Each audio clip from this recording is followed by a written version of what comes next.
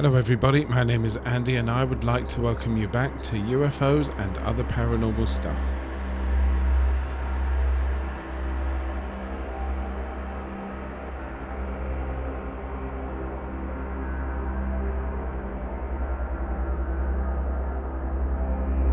Well, ladies and gentlemen, I hope you're all doing well and I hope life has been good to you in the last few weeks since the last episode. Well, what a time we have had of it over here in the UK. At the time of my last episode, we had Queen Elizabeth on the throne and Boris Johnson was the Prime Minister. But since that episode went out in August, the Queen, who's been on the throne for 70 years, sadly passed away, and that brought us a new monarch, King Charles III. Boris Johnson was forced out of the Prime Ministership to be replaced by Liz Truss, who became a pub quiz question by becoming the shortest Prime Minister to ever serve in UK history, herself being replaced by Rishi Sunak. But the damage that she did in those 50 days in office will reverberate for years to come, unfortunately. The fact that the country has gone through 4 chancellors in that same time tells you just how much of a mess it is in now. But we don't do politics on this show, unless we need to, of course. So with that, ladies and gentlemen, I say welcome back to UFOs and Other Paranormal Stuff. We are back for another season, starting with 2 special episodes. Firstly, this episode, obviously, which is a Your Stories kind of episode, and the next episode, due out at Halloween, is a special visit to the most haunted village in the UK, Pluckley, in Kent, with my 2 assistants. The audio for that episode comes from a video camera film, and so I strongly recommend that you watch the episode through the website. Just go to www.ufosandops.com, or one word, ufosandops.com, and click the vodcast. That will take you to all of the video episodes on this podcast. A link will be shared to the Facebook group, as well as the Instagram account and the Twitter accounts for UFOs and Other Paranormal Stuff. Just log onto those social media sites and check out UFOs and Other Paranormal Stuff, or type hashtag UFOs and OPS, UFOS ANDOPS, to get you to the right place. Today's episode is an annual Your Stories episode for 2002. I asked for your stories and you did not disappoint. Avid listener Tracy from that infamous town in the north of London, known for the haunting that occurred in the late 1970s and later becoming the subject of some documentaries, TV shows and a big Hollywood film, The Conjuring 2, that town being Enfield. She has sent in another story of an incident that affected her family members some years ago. Here is Tracy's story. She says, around 8 years ago, my mum and her friend Hazel visited a manor house near us called 40 Hall. The house is open to the public and you can just go in and wander around. They had a look around the ground floor and went upstairs to look around the bedrooms. When they got to the top of the stairs, my mum felt a little uneasy and dizzy, and she carried on looking around with her friend. It wasn't until they went back downstairs that her friend told her when they went into one of the bedrooms, Rainton's bedroom. Sir Nicholas Rainton was a wealthy haberdasher who, as well as being Lord Mayor of London, built the house. Someone appeared to be under the covers of the bed. She could see what looked like a dark mop of hair on the pillow. When they told me about it, I searched online to see what I could find out about it. Apparently the public didn't used to have access to every room as they do now. Rainton's bedroom used to be cordoned off and you could only look into the room rather than walk into it. The staff used to check the house before locking up, and quite often used to find bedclothes in this bedroom disturbed, as if someone had slept in the bed. Tracy goes on with another story. On a cold evening in December 1961, a boy was cycling on Bell Lane in Enfield on his way to the Boys Brigade meeting. As he was pedalling his way to the meeting, he caught sight of 2 lights a couple of feet apart, and they were coming his way. As they got closer, they suddenly veered off to the side of the road that he was on, and they were going straight for him. He thought he was about to be hit by an out-of-control vehicle, and so tried to get out of the way, but its approach was way too fast, and it thundered towards him. He braced himself for the inevitable impact. As it got closer, he saw that it was a black coach driven by two shadowy figures and pulled by 4 horses. He said that it was travelling 4 or 5 feet above the ground. He was even more amazed when the apparition passed straight through him, and as he turned around to look at it speeding off into the distance, it vanished into thin air. The boy was the last in a long line of people to have seen this coach making its ghostly journey through Enfield. It has been reported that the coach races along Bell Lane, wheels and hooves above the ground. The first sighting dates back to the 1700s, when this was a marshy, inhospitable area and the road was a good deal higher than it is now.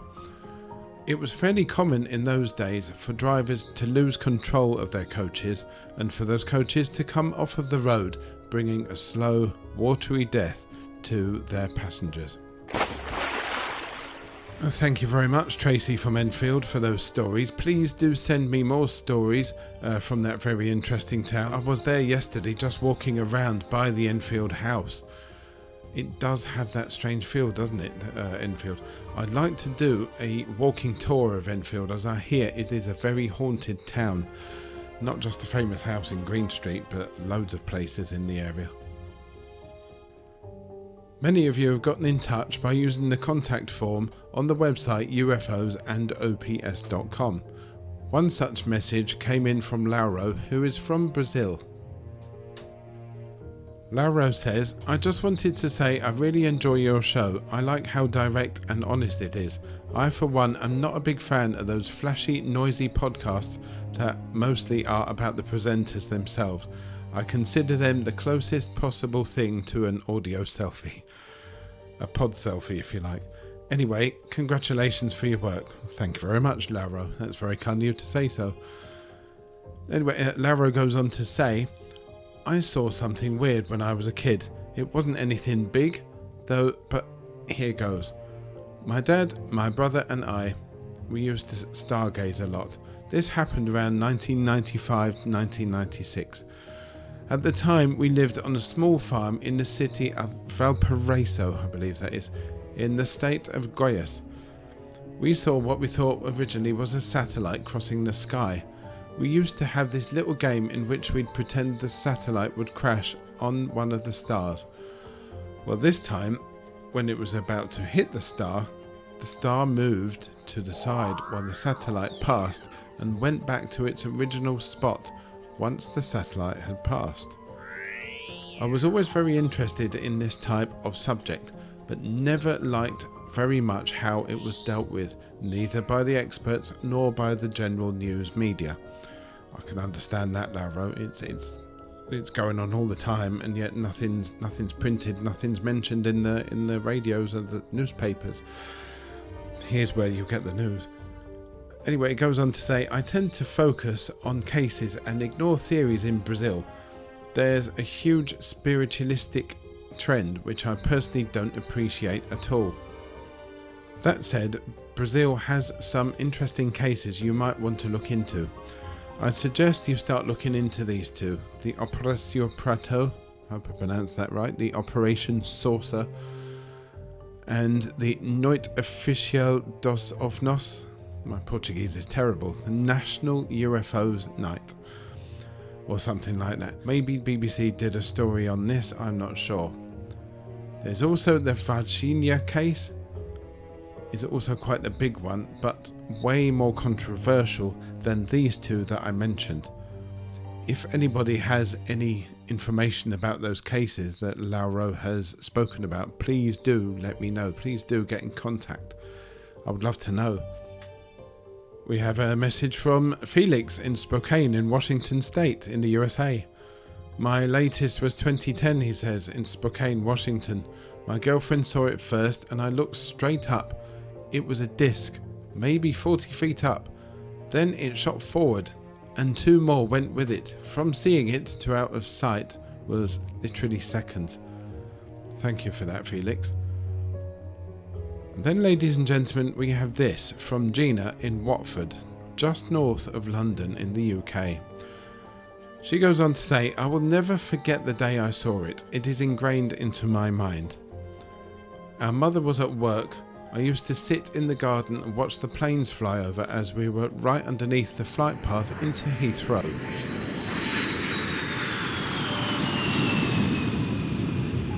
We lived in Watford. Our garden faces the west and they flew over towards the east when approaching to land. It was only one day I saw something out of the ordinary. Something that confirmed my doubt about the existence of aircraft not from this world. From the corner of my eye, travelling north to south, I saw this craft in broad daylight drifting across at no more than 300 feet from the ground at a distance of approximately 2 to 3 nautical miles from my garden. Bronze in colour, a shimmering smooth surface in the shape of a sphere and about the size of a small car, travelling at a speed of around 10 to 20 knots, very slowly making its way southbound. The craft glowed from green to red to yellow to blue in a random patterns. The hairs stood up on the back of my neck. I felt in awe, excited and taken back for what my eyes were seeing. I was shaking with not fear but sheer awe. I felt lucky to see it. Not taking my eye off the craft, I smashed into my brother's window from the garden as his room was downstairs, shouting his name. Quick, quick, come here, see this. I shouted over and over again for him to come and see what I was seeing.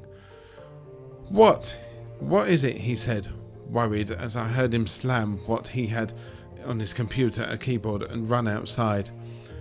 Seeing that I was not looking at him and looking into the sky while pointing at it, he saw it. We both stood there staring at the object. That must be a helicopter, he said. But I simply replied, where is the sound? This craft was absolutely silent. No sound at all. And the strangest thing, it was completely still. Not rotating or anything, just moving perfectly through the sky. It's like it had 2 cross sections going across both horizontally and vertically, no windows, but shiny and glowing. We watched as it drifted southbound. Now, in addition, I must add to the south of our house is an underground nuclear bunker in the most highly guarded military complex. This is where nuclear strikes would be ordered in the event of war and is over 100 foot deep. With 12 levels, I was told by an electrician working inside on the first level that I had been told that not even the monarch themselves could pass this level of security clearance to get in there. It's now not in use, left derelict as if they all left in a hurry about a decade ago. This craft was headed in that direction at the time it was operational.